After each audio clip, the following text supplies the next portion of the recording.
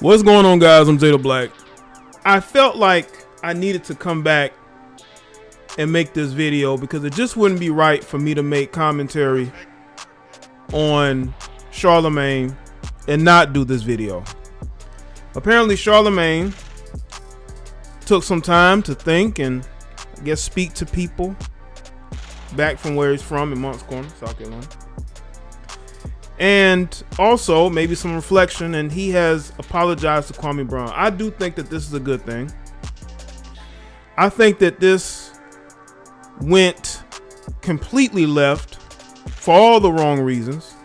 And I think Charlamagne said he understood why Kwame got upset. I think anybody in that situation would have gotten upset, because when you're not speaking to somebody or addressing them, and then all of a sudden you hear them speak about your family history, things that you didn't even know or people in your family knew, it's gonna trigger you.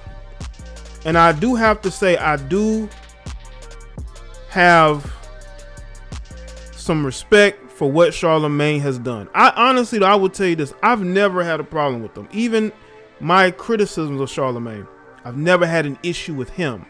What I have an issue is with what I feel is he took a situation that he said that he was helping Kwame, but in actuality, he was putting certain things out here that Kwame did not want to put out there. One thing is about being violent. That's why he got on Jamel Hill. And for him to apologize in this video here, y'all can go and check it out. Him apologizing, I think, is a very good thing. Because to me, I don't think two men, especially two melanated men, should be getting into it. There's no reason to be getting into it. But I understand that the situation with Matt Barnes and Steven Jackson is a lot different. And it's different because those people were agitating and mocking Kwame Brown. So they're getting smoked because they brought that on themselves. What happened with Charlamagne the God, I think he actually thought he was being funny and comical in that moment. But putting the information out there, that's just not the way to go. And that's why Kwame reacted the way he reacted. And we started to hear about Charlamagne's past. Funkmaster Flex, most notably, has been putting certain things out here. Y'all already know. And what's very funny though is that I believe the Shade Room shared that clip of the mother of the young lady who Charlamagne allegedly may or may not have done something to. I'm not here to judge. I'd say this in every video I've spoken about Charlamagne. They shared that, but they didn't share anything about Kwame Brown. But I do think that it is big of Charlamagne to apologize, because in that situation, it did go very far unnecessarily. It did not need to go as far as it did, but it ended up going as far as it did, right? So let's look at this article. Charlamagne the God got all the smoke over the weekend, but he has swiftly resolved the matter with Kwame Brown. Kwame Brown, as you know, is a veteran NBA player who has retired, but was subject of much discussion when commentators decided to remark on his career. First of all, the man made over $60 million in roughly 12 years. That's success even if he didn't become the next Michael Jordan, so Charlamagne the God has apologized. He did the right thing because there was nothing else to do. After hearing what Kwame said, particularly about his father and the revelations around his father's situation, that was the best deal. We didn't know, and I'm sure that Charlamagne didn't know, that he revealed more about Kwame's family than Kwame even knew. And I am sure this was very hurtful, and I have tipped my hat to Charlamagne for acknowledging that he was totally wrong. I mean, we can tell he didn't mean any harm, but it went left fast, and it did. And I honestly don't think that Charlamagne had any malicious intent, but sometimes it's going to come off that way.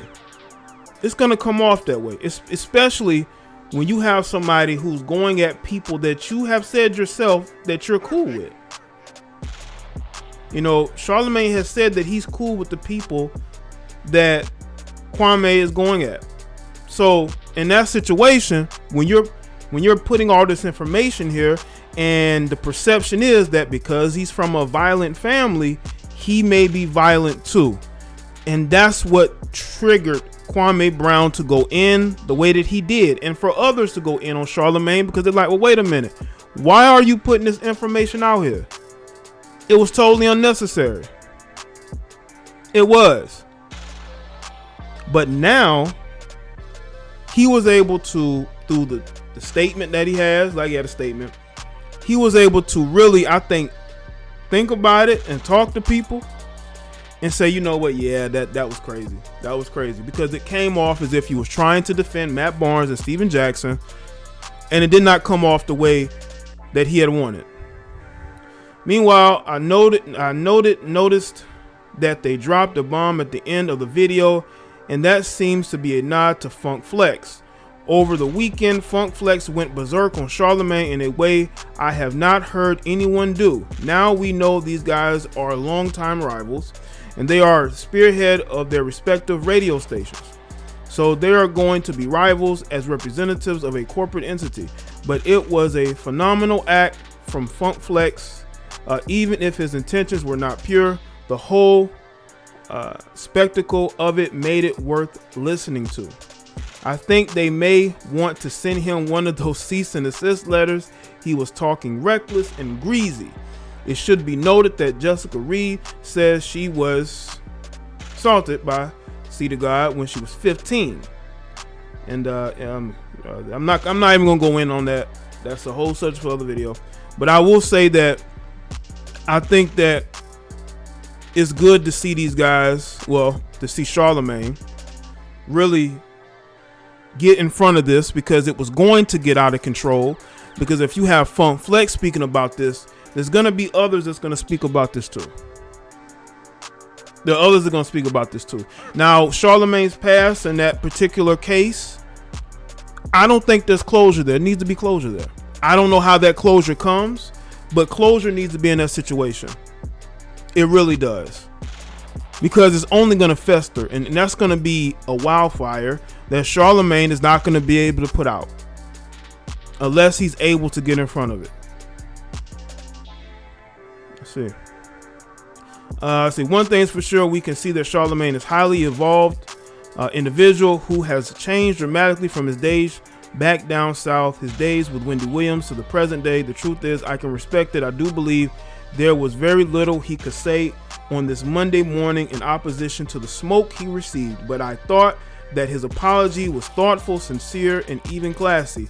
So let's see what happens next. Yeah, we'll definitely see what happens next. I think that this situation just went wrong.